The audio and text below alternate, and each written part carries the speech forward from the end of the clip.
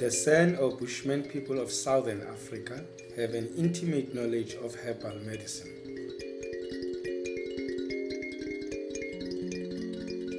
San traditional knowledge of herbal medicine evolved over tens of thousands of years and represents one of the world's most valuable cultural resources.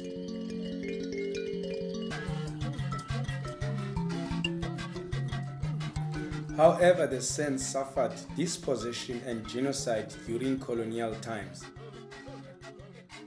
They openly passed on their valuable knowledge of plants to colonial botanists. Today, the remaining San live mostly around the Kalahari, where their traditional healers still treat patients with age-old medicine. One such medicine is derived from the spiny Hoodia succulent known as Khoba to the San.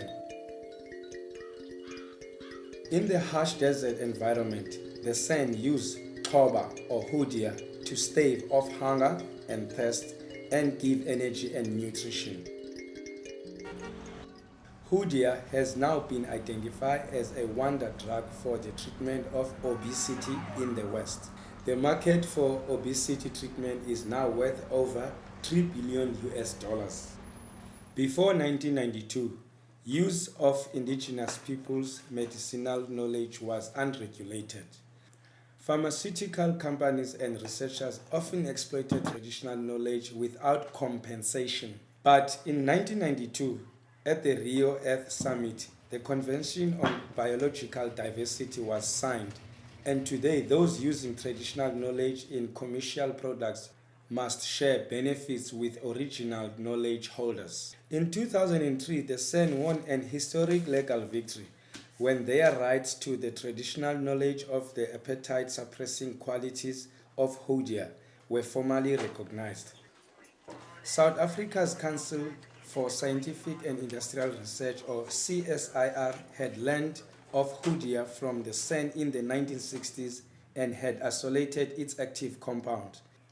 The CSIR patented this and sold it to UK company Phytofarm, who codenamed it P57.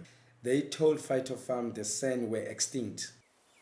San lawyers challenged the CSIR, forcing it to acknowledge the San's intellectual property and to sign a benefit-sharing agreement with them. After an agreement between Phytofarm and Pfizer was terminated, the rights to Hoodia were then licensed to Unilever, the largest consumer goods company in the world. Unilever plans to develop Hoodia into a mass-market functional food or drink, and if this is successful, the San could make millions of dollars. Many other companies also started trading Hoodia internationally, but until recently many products were of dubious quality and did not benefit the San at all. But in 2007, the San signed a benefit-sharing agreement with commercial Hoodia farmers in South Africa. Now the stage is set for significant Hoodia revenues to accrue to the San. The challenge for the San as one of the world's poorest communities is how to manage and disburse the money. In 2006, the Wellcome Trust funded a research project to examine the San Hoodia benefit sharing agreements and lessons for indigenous peoples worldwide. Part of this project was a workshop where San from Namibia, Botswana, and South Africa discussed how to share Hoodia future revenues between their communities. The workshop was held in the southern Kalahari, which is home to South Africa's remaining Khomani San.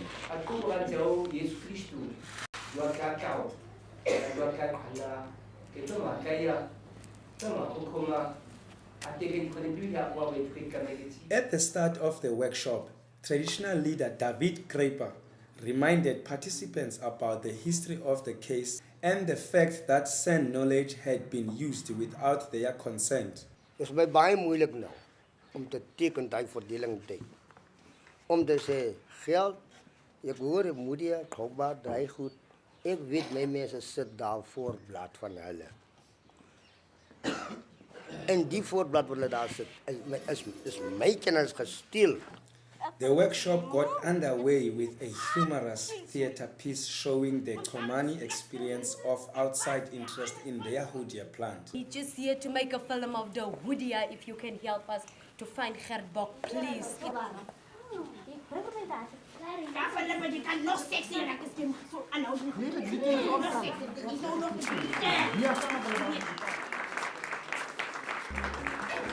Tiny San communities speaking many languages are scattered over a vast region encompassing 5 countries. The workshop brought some of these communities together. Delegates discussed how knowledge of Hoodia's properties came down through the generations. Wat ons geëet het ou mense van ons gesien en hulle het vir ons vertel. Julle wat nou daar goed eet, julle sal nie honger kry nie. Jy sal nie kos kry nie, maar jy sal nie honger voel nie. Welcome.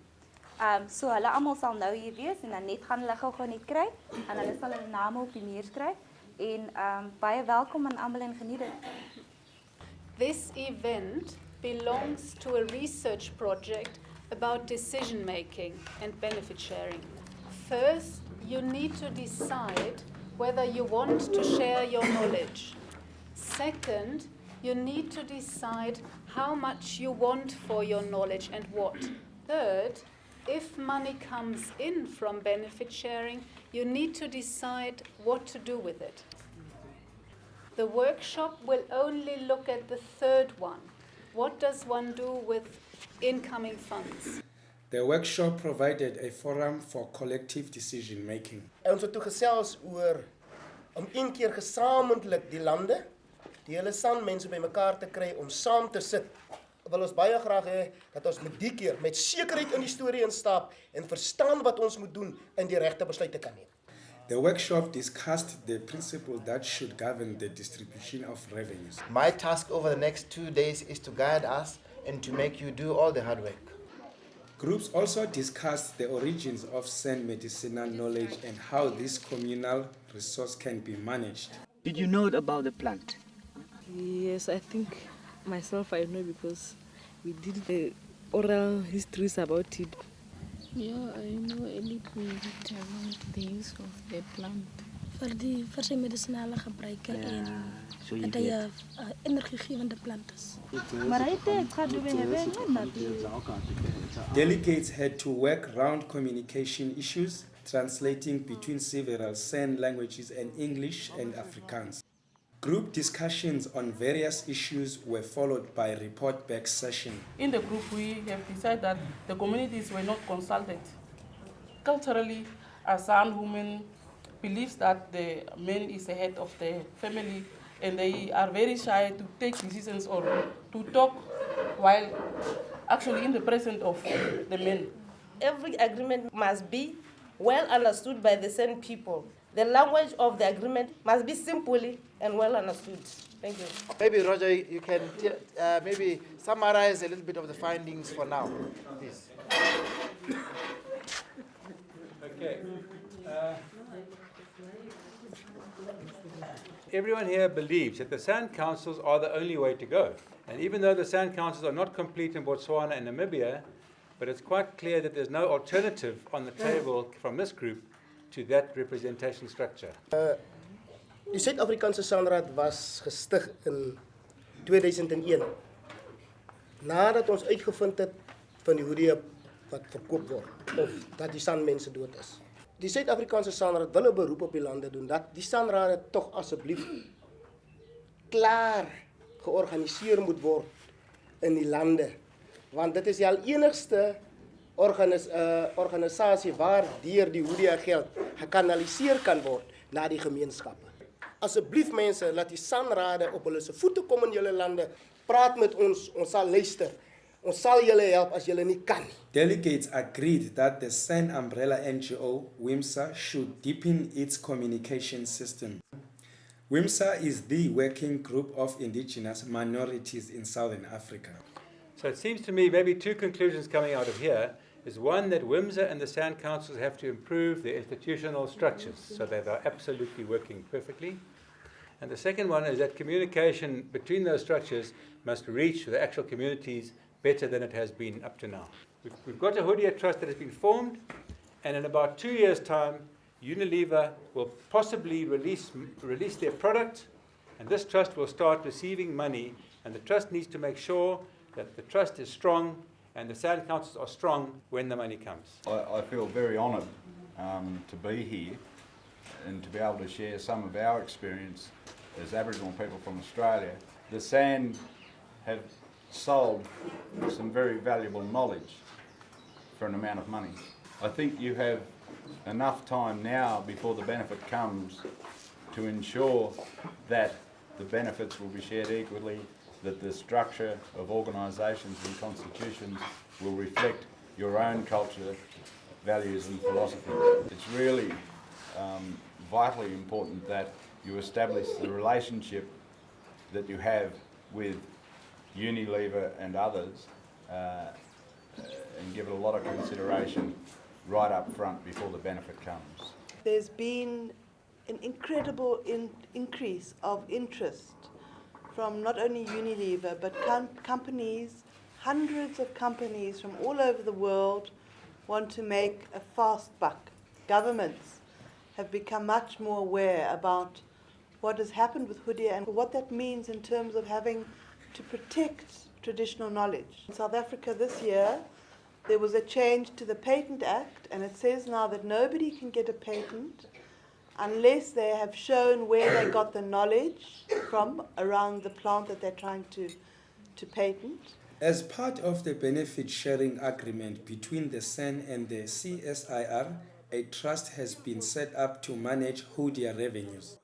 The Hoodia Trust was introduced to workshop delegates. Die geld is geallokeer aan die lande. Maar jy gaan nie die geld kry sonder 'n budget, 'n begroting en 'n aanvraag nie. As die geld nie bestee word soos wat jy dit aangevra het nie, is jou kranietjie toe volgende keer. Die Hoodia Trust werk met die sanrade en die gemeenskap werk met die sanrade. So daar is die Hoodia Trust, die sanraad en die gemeenskap. So die gemeenskap se behoeftes kom na die sanrade toe. En die sanrade vat dit na die Hoodia Trust. En die Hoodia Trust oorweeg dit besluit om die geld te allokeer dan vir daardie projekte. SAN community worker Anna Festus took us into the field to show us Hoodia in the wild. How have you used it? Rachel, there are various ways to use this Khoba. Yes, I heard from my mother, you can just remove the thorns of it, then you can eat it for hunger. You can also use it when you are thirsty, and also if you are having a wound, you can make it dry, and then you can mix it with fat and other felt medicine, and then you can put it as a plaster. Yeah. Have you used it? Yes, as a child, I know this plant very well, Rachel.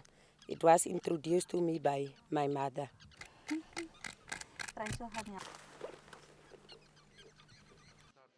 On the final day of the workshop, debate resumed on the management of Hoodia revenues. And we're going to ask the SAN delegates that are here to get into 3 different groups. And the one group will be Botswana, and the one group is Namibia, and the one group is South Africa. They will act as if they have the wisdom of the SAN Council. You have 1 million rand. And the first question is, number 1, who will you consult with? How do you decide if it is a good project and it should be funded? How will you, the SAN Council, prevent corruption?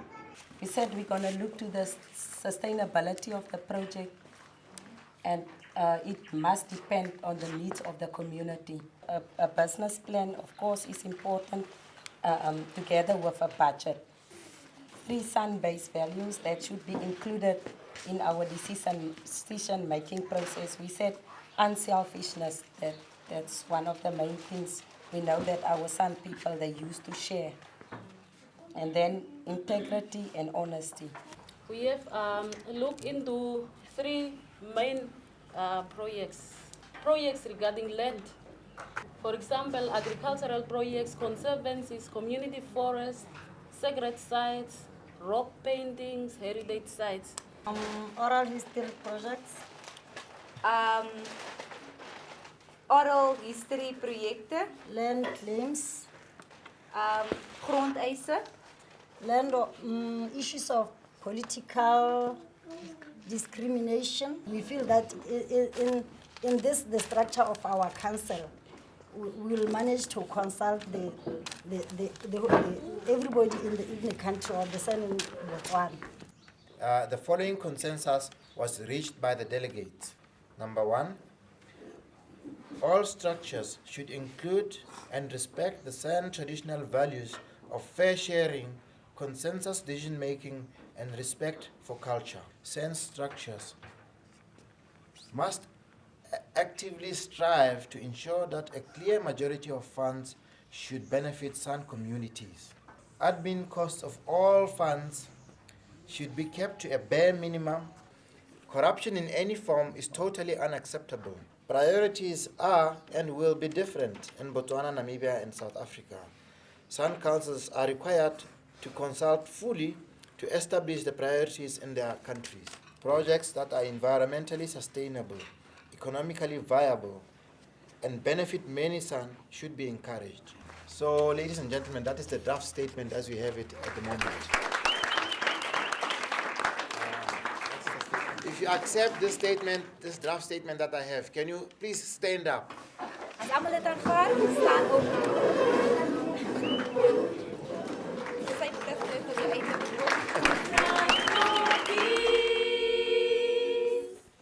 In this neighborhood, no water can kill the fire. Only the Lord can save us.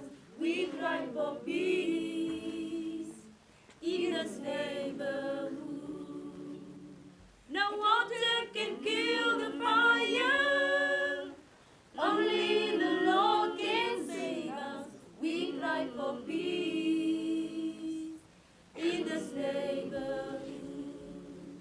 I take a look inside, and this is what I see. We need more peace. We need more peace in this community.